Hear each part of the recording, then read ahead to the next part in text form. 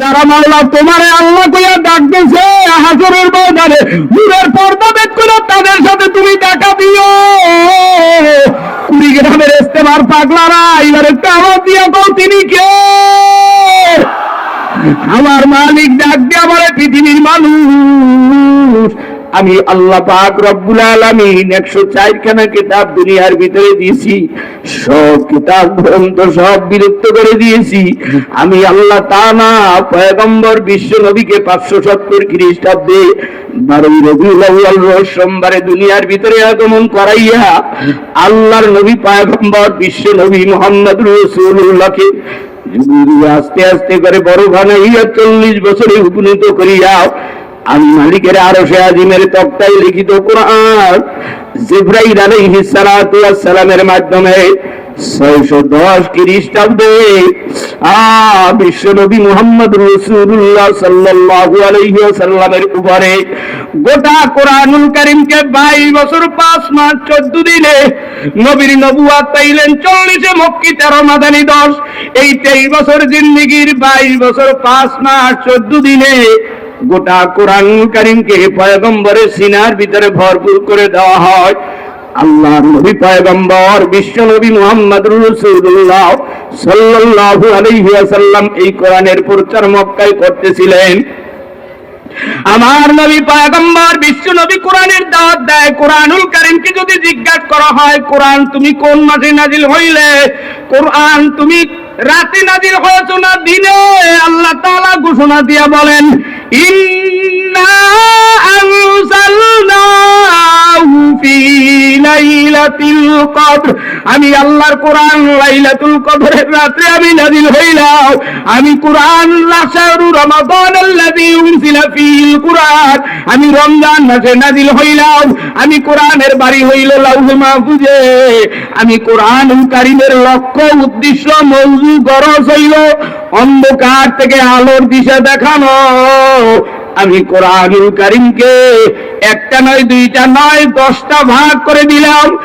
1000 আয়াতকে ওয়াদা সম্পর্কে নাজিল করে দিলাম, 1000 আয়াতকে ভয় প্রদর্শনমূলক, 1000 আয়াতকে ইতিহাসমূলক, 1000 আয়াতকে দৃষ্টান্তমূলক, 1000 আয়াতকে আদেশমূলক, 1000 আয়াতকে নিষেধমূলক। কমপ্লিট 6250 আয়াতকে হালাল সম্পর্কে, 250 আয়াতকে হারাম সম্পর্কে, 100 আয়াতকে প্রশংসামূলক, 66 আয়াতকে বিভেদমূলক। তারই মধ্যে থেকে আমি মালিকের গ্রন্থ থেকে সূরাতুল ফাতিহা তেলাওয়াত করেছি। এই সূরাতুল ফাতিহার ভিতরে আল্লাহ তাআলা 60টি আয়াত নাযিল করেছেন।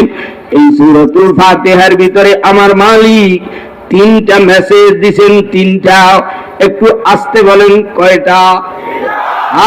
আর একটু জোরে বলো কয়টা? যার জবানের ভিতরে পান সে একবারও সুবহানাল্লাহ বলতে পারে না। তুমি চিরজীবন কুড়িগ্রামের ইজতেমায় আসো, যত মাহফিলে যাও, যেখানেই যাও, মুখের ভিতরে পান থাকলে তুমি আল্লাহ বলে ডাক দিতে পারবা না বাবা, সুবহানাল্লাহ বলতে পারবা না।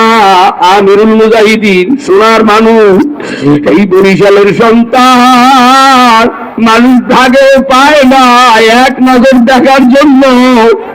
তোমাদের বাড়ির পাশে এই দল্লার পরে এই উত্তরবঙ্গে আইসা মাটির সাথে গড়াগড়ি করে।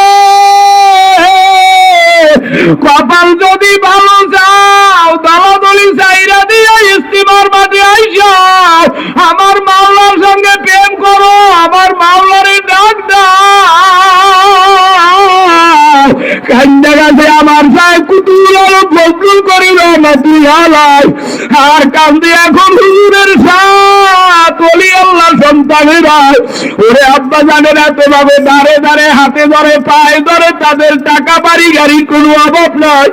দেখিনি এই পথগুলা মানুষদেরকে আমার মাওলার সাথে জোড়া দেওয়া যায় কিনা রে বাবা? আমি গুনাহগারের এলেম নাই, আমল নাই, আমি যুবকের কোনো পুঁজি না। এই চেয়ারে যে জীবনে বসতে পারবো আমি জানি না। ঘরে আব্বা জানেন আমার সাহেব কুতুবুল আলম ফজলুল করিম রহমাতুল্লাহ সর্বনাশ